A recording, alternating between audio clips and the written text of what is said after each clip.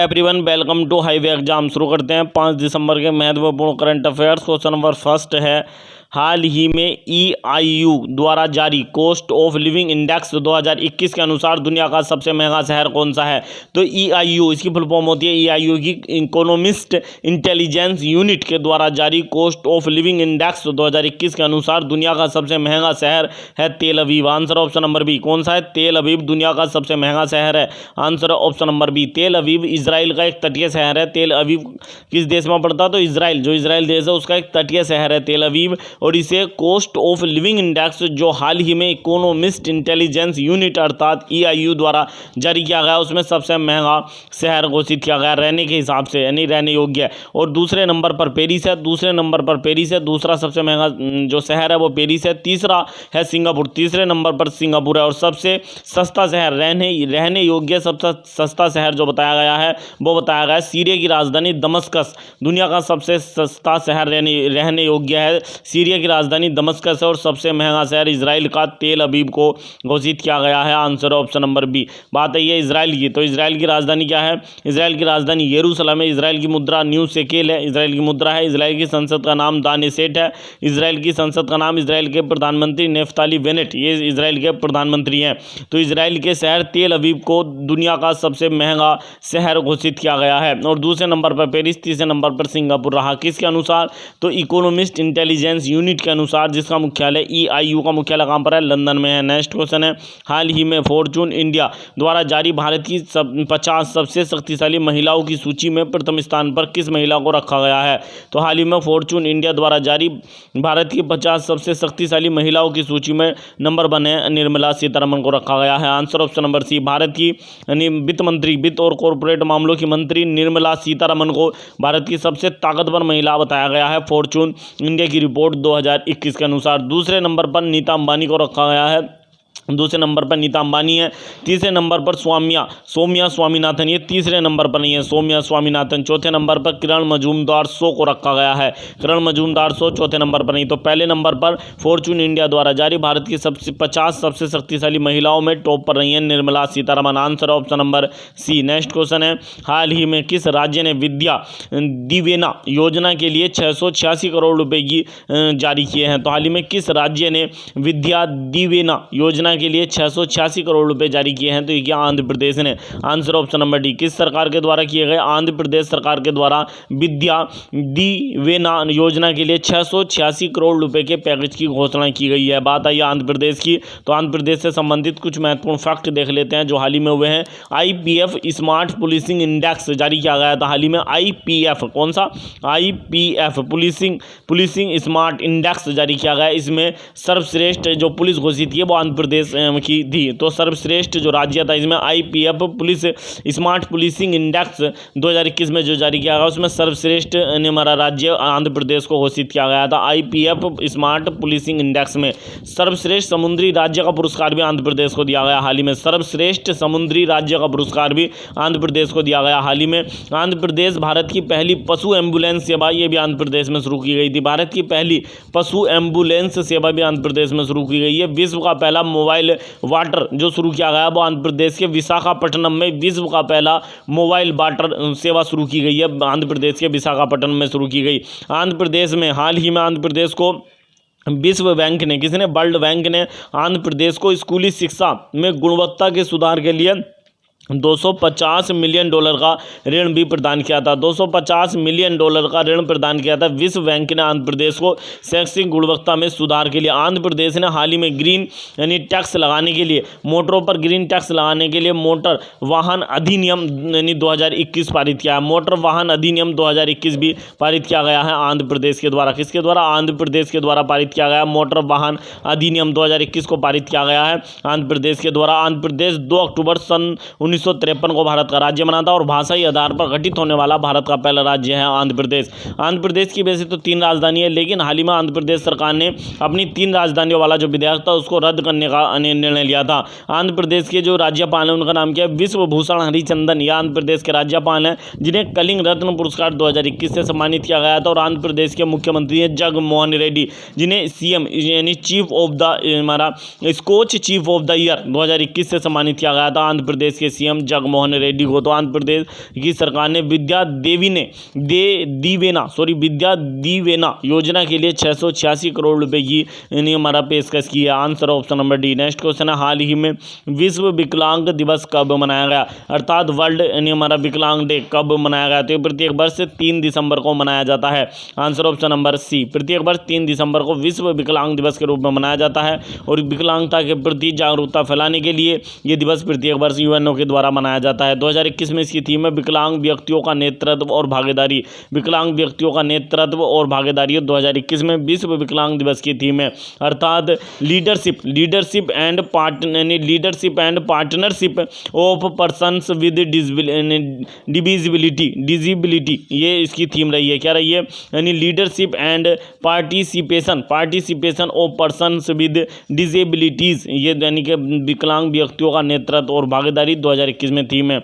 और इसी में है कि राष्ट्रीय प्रदूषण नियंत्रण दिवस कब मनाया गया। प्रत्येक ये 2 दिसंबर को प्रत्येक वर्ष मनाया जाता है। वेरी वेरी इंपॉर्टेंट क्वेश्चन है कि राष्ट्रीय प्रदूषण नियंत्रण दिवस प्रत्येक वर्ष कब मनाया जाता है। तो 2 दिसंबर को मनाया जाता है। यह दिवस 2 दिसंबर को इसलिए मनाया जाता है क्योंकि 2 और 3 दिसंबर की रात सन 1984 को, 2-3 दिसंबर की जो रात थी सन 1984 को, यानी भोपाल गैस त्रासदी हुई थी जिसमें हजारों लोग मारे गए थे। तो उसी की याद में 2 दिसंबर को प्रत्येक वर्ष राष्ट्रीय प्रदूषण नियंत्रण दिवस के रूप में मनाया जाता है। ये जो भोपाल गैस त्रासदी हुई थी 2-3 दिसंबर की रात सन 1984 को, इसमें मिक अर्थात मिथाइल आइसोसाइनेट गैस का रिसाव हुआ था।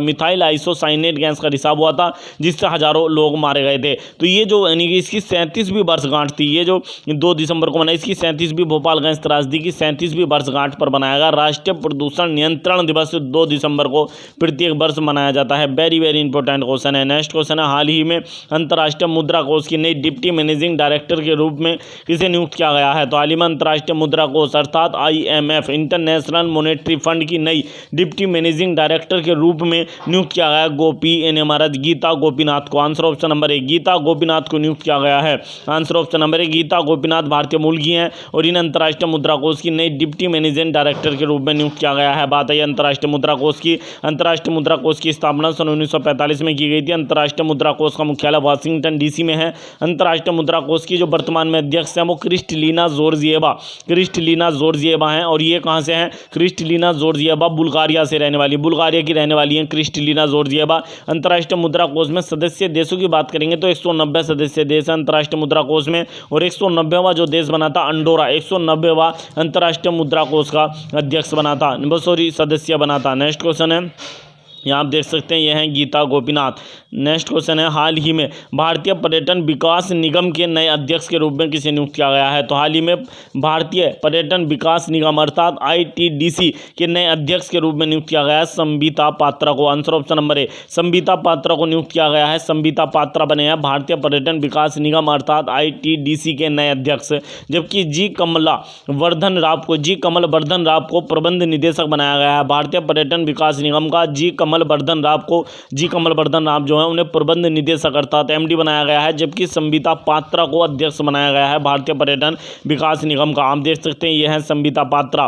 बात है भारतीय पर्यटन विकास निगम की अर्थात ITDC की। तो ITDC की स्थापना 1 अक्टूबर सन 1966 को की गई थी। 1 अक्टूबर सन 1966 को की गई थी ITDC की स्थापना। ITDC का मुख्यालय नई दिल्ली में है। नेक्स्ट क्वेश्चन है, हाल ही में नेशनल एसेट रिकंस्ट्रक्शन कंपनी के नए अध्यक्ष के रूप में किसे नियुक्त किया गया है। तो हाल ही में नेशनल एसेट रिकंस्ट्रक्शन कंपनी के अध्यक्ष के रूप में नियुक्त किया गया है प्रदीप साहा को। आंसर ऑप्शन नंबर डी, किसे नियुक्त किया गया, प्रदीप साहा को नियुक्त किया गया। आप देख सकते हैं यह है प्रदीप साहा, इन्हें नियुक्त किया गया नेशनल एसेट रिकंस्ट्रक्शन कंपनी के नए अध्यक्ष के रूप में। नेक्स्ट क्वेश्चन है, हाल ही में इंक्यूबेटर स्टार्टअप यानी GUBI का ब्रांड एम्बेसडर यानी किस भारतीय महिला क्रिकेटर को बनाया गया है। तो GUBI का नया ब्रांड एम्बेसडर जो है ये इंक्यूबेटर स्टार्टअप है, और ये जो स्टार्टअप है वो IIT मद्रास के द्वारा विकसित किया गया है। इसका ब्रांड एम्बेसडर भारतीय महिला खिलाड़ी स्मृति मंदाना को बनाया गया है। आंसर ऑप्शन नंबर डी, किसे बनाया गया है, स्मृति मंदाना भारतीय महिला क्रिकेटर है। नेक्स्ट क्वेश्चन है,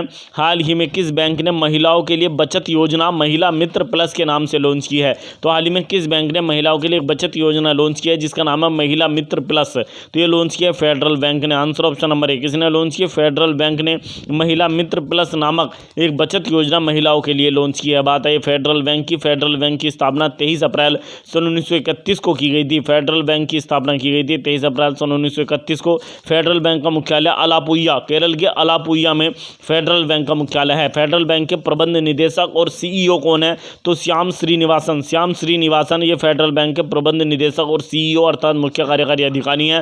फेडरल बैंक की टैगलाइन है your perfect banking partner. Your perfect banking partner ये फेडरल बैंक की टैगलाइन है। तो फेडरल बैंक ने महिलाओं के लिए बचत योजना लॉन्च की है जिसका नाम है महिला मित्र प्लस। नेक्स्ट क्वेश्चन है हाल ही में एशियाई विकास बैंक ने भारत को स्कूली शिक्षा में की यानी गुणवत्ता में सुधार के लिए कितने मिलियन डॉलर की ऋण की मंजूरी प्रदान की है? तो हाल ही में एशिया विकास बैंक ने अर्थात एडीबी बैंक ने भारत को 500 मिलियन डॉलर की शिक्षा यानी की गुणवत्ता में सुधार के लिए तथा कोविड-19 में जो शिक्षा पर बोझ पड़ा उसको कम करने के लिए 500 मिलियन डॉलर के ऋण की मंजूरी प्रदान की है। Answer option number D. कितने मिलियन डॉलर के ऋण की? 500 मिलियन डॉलर के ऋण की मंजूरी प्रदान किया भारत को। बात आई है एशियाई विकास बैंक अर्थात एडीबी की।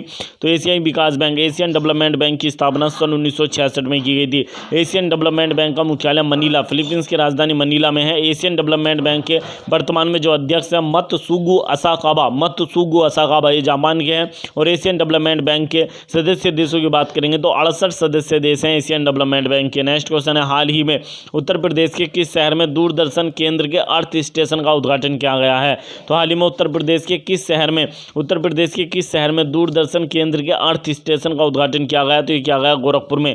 Answer option number D. कहां पर किया गया? गोरखपुर में किया गया है।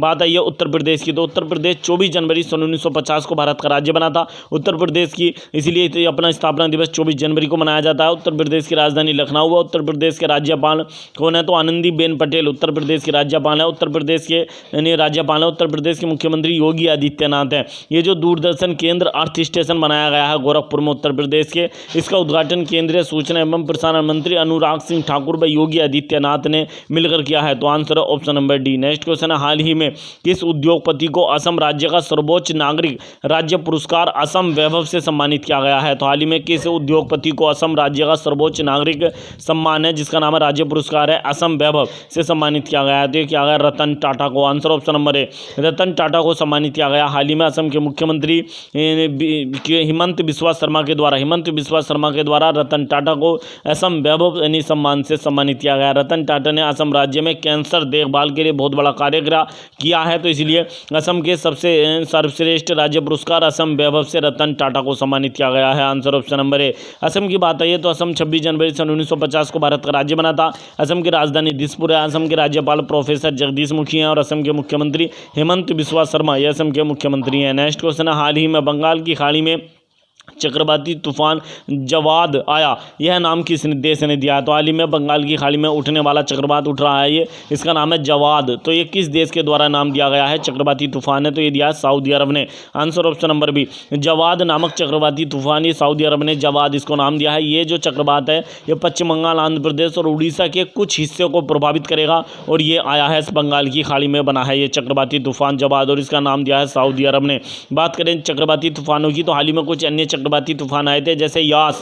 तो यास चक्रवाती तूफान आया था, मई में आया था यास चक्रवाती तूफान और ये भी बंगाल की खाड़ी में आया था और ये जो नाम दिया था ये दिया था ओमान ने। यास जो नाम दिया था ओमान ने दिया था और ये भी बंगाल की खाड़ी में आया था। एक आया था गुलाब चक्रवात, ये बंगाल की खाड़ी में आया था गुलाब और ये नाम दिया था पाकिस्तान ने, गुलाब दिया था पाकिस्तान ने। तोकते नाम एक चक्रवात आया था, तोकते ये आया था अरब सागर में आया था तोकते चक्रवात और ये नाम दिया था तोकते, म्यांमार ने दिया था। जबकि एक आया था बुरेबी नामक चक्रवात आया था बंगाल की खाड़ी में, ये नाम बुरेबी जो नाम है वो दिया था मालदीव ने दिया था बुरेबी नाम। एक और आया था निवार चक्रवात भी बंगाल की खाड़ी में आया था और निवार जो नाम है ये दिया था ईरान ने दिया था, निवार नाम ईरान ने दिया था। अब आया है जवाद चक्रवात आया है बंगाल की खाड़ी में और ये नाम दिया है सऊदी अरब ने। नेक्स्ट क्वेश्चन है, बात यहाँ आई है चक्रवातों की, तो विश्व मौसम विज्ञान संगठन ये चक्रवातों के नाम यानी हमारा को सौंपता है, कौन सा देश यानी हमारा कब देगा, ये निर्णय विश्व मौसम विज्ञान संगठन करता है। तो विश्व मौसम विज्ञान संगठन की स्थापना 23 मार्च सन 1950 को की गई थी,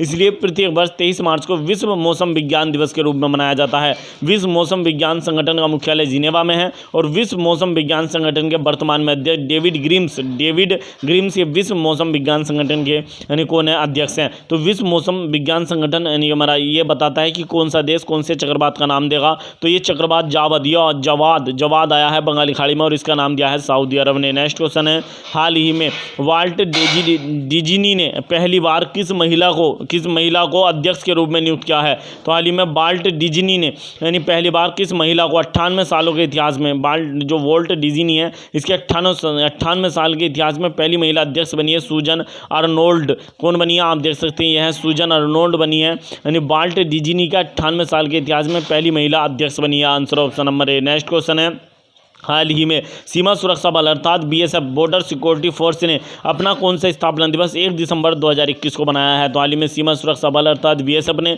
अपना कौन सा स्थापना दिवस 1 दिसंबर 2021 को बनाया। तो इन्होंने बनाया ये 57वां स्थापना दिवस है इनका। 57वां स्थापना दिवस बनाया गया 1 दिसंबर 1 दिसंबर 2021 को बनाया असम सीमा सुरक्षा बल ने। बात है सीमा सुरक्षा बल की, तो सीमा सुरक्षा बल की स्थापना 1 दिसंबर 1965 को की गई थी। सीमा सुरक्षा बल की स्थापना की गई थी। सीमा सुरक्षा बल का मुख्यालय नई दिल्ली में है। सीमा सुरक्षा बल के महानिदेशक पंकज कुमार सिंह ये वर्तमान में सीमा सुरक्षा बल के महानिदेशक हैं।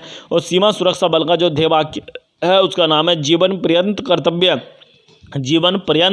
कर्तव्य ध्येय वाक्य है सीमा सुरक्षा बल का। तो सीमा सुरक्षा बल ने 1 दिसंबर 2021 को अपना 57वां स्थापना दिवस मनाया है। नेक्स्ट क्वेश्चन है, हाल ही में 12 साल बाद पुष्कर महोत्सव का आयोजन किस राज्य केंद्र शासित प्रदेश में किया गया है। तो हाल ही में 12 साल बाद पुष्कर महोत्सव को हमें आपको ध्यान देना है। पुष्कर महोत्सव का आयोजन किस राज्य केंद्र शासित प्रदेश में किया गया। तो ये किया गया जम्मू और कश्मीर में। केंद्र शासित प्रदेश जम्मू और कश्मीर में पुष्कर महोत्सव का आयोजन 12 साल बाद किया गया। इससे पहले 2009 में आयोजित किया गया था यानी पुष्कर महोत्सव। अब ये जम्मू कश्मीर में आयोजित किया गया है। पुष्कर महोत्सव को पुष्कर मेले से कंफ्यूज मत कर देना। पुष्कर मेला राजस्थान में प्रत्येक वर्ष लगता है, लेकिन पुष्कर महोत्सव का आयोजन यानी 12 साल बाद किया गया है जम्मू कश्मीर में। पुष्कर महोत्सव है वो पुष्कर मेला है जो राजस्थान में लगता है, ये पुष्कर महोत्सव है जो जम्मू कश्मीर में आयोजित किया गया है। बात है जम्मू कश्मीर की, तो जम्मू कश्मीर में हाल ही में पहला अहरबल महोत्सव का आयोजन भी किया गया था। जम्मू कश्मीर में पहली बार अहरबल महोत्सव हुआ था। अहरबल जम्मू कश्मीर में एक जलप्रपात है जिसे जम्मू कश्मीर का नियाग्रा जलप्रपात कहा जाता है। तो अहरबल महोत्सव भी जम्मू कश्मीर में हाल ही में आयोजित किया गया था। जम्मू कश्मीर से उस समय और कुछ महत्वपूर्ण फैक्ट देख लेते हैं। तो जम्मू कश्मीर में हाल ही में निर्मला सीतारमन, वित्त मंत्री निर्मला सीतारमन ने तेजस्विनी और हौसला योजनाओं को लॉन्च किया था। तेजस्विनी और हौसला जो योजना है ये जम्मू कश्मीर में महिला उद्यमियों को बढ़ावा देने के लिए लॉन्च की गई थी। और ये किस बैंक की थी, जम्मू और कश्मीर बैंक की ओर से योजना शुरू की गई थी। जबकि जम्मू और कश्मीर बैंक ने तेजस्विनी और हौसला योजना को लॉन्च किया था और इसका उद्घाटन निर्मला सीतारमन ने किया था। जम्मू और कश्मीर जो है इसमें पर्यटन को बढ़ावा देने के लिए पंजाब नेशनल बैंक ने शिखर और शिकारा योजना को भी लॉन्च किया था। जम्मू और कश्मीर भारत का केंद्र शासित प्रदेश 31 अक्टूबर सन 2019 को बना था। जम्मू और कश्मीर की राजधानी जम्मू और श्रीनगर है। जम्मू कश्मीर की जो वो है उपराज्यपाल है जम्मू और कश्मीर के, वो मनोज सिन्हा ये जम्मू कश्मीर का उपराज्यपाल है। नेक्स्ट क्वेश्चन है, हाल ही में 7वां डॉक्टर MS स्वामीनाथन पुरस्कार 2021 से किसे सम्मानित किया गया है। तो 7वां जो डॉक्टर MS स्वामीनाथन पुरस्कार है 2021 में किसे दिया गया। तो ये दिया गया यू प्रवीण राव को। आंसर ऑप्शन नंबर है, किसे दिया गया, यू प्रवीण राव को दिया गया है। कौन सा 7वां डॉक्टर MS स्वामीनाथन पुरस्कार 2021 से सम्मानित किया गया है, professor doctor U Praveen Rao को दिया गया है। आंसर ऑप्शन नंबर है यू प्रवीण राव। प्रोफेसर जयशंकर यानी हमारा जयशंकर तेलंगाना राज्य कृषि विश्वविद्यालय के कुलपति हैं। यानी ये कौन के यानी हमारा किसके, प्रोफेसर जयशंकर यानी हमारा professor Jayashankar U Praveen Rao professor Jayashankar Telangana यानी राज्य कृषि विश्वविद्यालय के कुलपति हैं। कौन है, कृषि विश्वविद्यालय कुलपति हैं। इनका पूरा नाम जो है वो है U Praveen Rao professor Jayashankar. U Praveen Rao professor Jayashankar हैं। तो इन्हें दिया गया है कौन सा, डॉक्टर MS स्वामीनाथन पुरस्कार 2021 में दिया गया। और 7वां था डॉक्टर MS स्वामीनाथन को भारत में हरित क्रांति का जनक कहा जाता है और इस पुरस्कार की शुरुआत 2004 में की गई थी। ये जो पुरस्कार है तेलंगाना राज्य कृषि विश्वविद्यालय के कुलपति प्रोफेसर यानी हमारा प्रोफेसर जयशंकर प्रवीण राव को दिया गया है। Answer option number A. Next question है, आप देख सकते हैं यह professor Jayashankar U Praveen Rao. Next question है, हाल ही में RBI के डाटा के अनुसार देश का सबसे बड़ा मैन्युफैक्चरिंग हब कौन सा राज्य बना है। जो देश का सबसे बड़ा मैन्युफैक्चरिंग हब के रूप में यानी बनकर उभरा है यानी Gujarat. Answer option number D. तो हाल ही में RBI ने एक डाटा के अनुसार RBI का डाटा जारी किया गया, इसमें सबसे बड़ा मैन्युफैक्चरिंग हब के रूप में गुजरात उभर गया है। आंसर है ऑप्शन नंबर डी। बात है गुजरात की, तो गुजरात की राजधानी क्या है, गुजरात की राजधानी है गांधीनगर, गुजरात की राजधानी है। गुजरात 1 मई सन 1960 को भारत का राज्य बना था। गुजरात के राज्यपाल आचार्य देवव्रत ये गुजरात के राज्यपाल हैं और गुजरात के मुख्यमंत्री भूपेंद्र भाई पटेल ये गुजरात के मुख्यमंत्री हैं। नेक्स्ट क्वेश्चन है, हाल ही में इस शहर को निजामुद्दीन बस्ती के संरक्षण के लिए यूनेस्को पुरस्कार मिला है। तो 2 यूनेस्को पुरस्कार से सम्मानित किया गया है। किसके लिए? निजामुद्दीन बस्ती के संरक्षण के लिए, और ये दिया गया है दिल्ली को। नई दिल्ली में है निजामुद्दीन बस्ती, तो नई दिल्ली को दिया गया है यूनेस्को पुरस्कार। नेक्स्ट क्वेश्चन है, हाल ही में ई कॉमर्स कंपनी मिंत्रा के नए सीईओ के रूप में किसे नियुक्त किया गया है? तो मिंत्रा के नए सीईओ के रूप में नियुक्त किया गया नंदिता सिन्हा को। Answer option number B, Nandita Sinha को ई कॉमर्स कंपनी मिंत्रा के नए सीईओ के रूप में नियुक्त किया गया है। बात है मिंत्रा की स्थापना 2007 में मुकेश बंसल, आशुतोष लवानिया तथा विनीत सक्सेना ने मिलकर की थी। मिंत्रा का मुख्यालय बेंगलोर में है और मिंत्रा की नई सीईओ बनी नंदिता सिन्हा। नेक्स्ट क्वेश्चन है, हाल ही में कर्नाटक सरकार ने किस टेनिस खिलाड़ी को राज्योत्सव पुरस्कार 2021 से सम्मानित करने का निर्णय लिया है? तो हाल ही में कर्नाटक सरकार ने 21 हमारा टेनिस खिलाड़ी को राज्योत्सव पुरस्कार 2021 से सम्मानित करने का निर्णय लिया। तो ये दिया जाएगा रोहन बोपन्ना को। आंसर ऑप्शन नंबर ए, रोहन बोपन्ना को राज्योत्सव पुरस्कार 2021 से कर्नाटक सरकार के द्वारा सम्मानित किया जाएगा। आंसर ऑप्शन नंबर ए। आप देख सकते हैं ये हैं रोहन बोपन्ना, टेनिस के खिलाड़ी हैं। नेक्स्ट क्वेश्चन है, हाल ही में ब्रिक्स फिल्म महोत्सव 2021 में सर्वश्रेष्ठ अभिनेता का खिताब किसने जीता है? तो ब्रिक्स फिल्म महोत्सव 2021 में सर्वश्रेष्ठ अभिनेता का खिताब जीता है धनुष ने। साउथ इंडिया के अभिनेता हैं, इन्हें असुरन फिल्म के लिए, तमिल फिल्म जो है असुरन, उसके लिए सर्वश्रेष्ठ अभिनेता का पुरस्कार मिला। जबकि सर्वश्रेष्ठ अभिनेत्री का पुरस्कार लारा बोल्डोरिनी को मिला है। ये ब्राज़ील के हैं लारा बोल्डोरिनी, और धनुष भारत के हैं। ये जो ब्रिक्स फिल्म महोत्सव हुआ 2021 में, ये इसका कौन सा संस्करण था? 6ठा संस्करण आयोजित किया गया था। यदि आपको हमारी वीडियो पसंद आई हो तो प्लीज़ वीडियो को अधिक से अधिक लाइक करें, अधिक से अधिक शेयर करें, चैनल को सब्सक्राइब करना न भूलें। मिलते हैं नेक्स्ट वीडियो में। Thank you.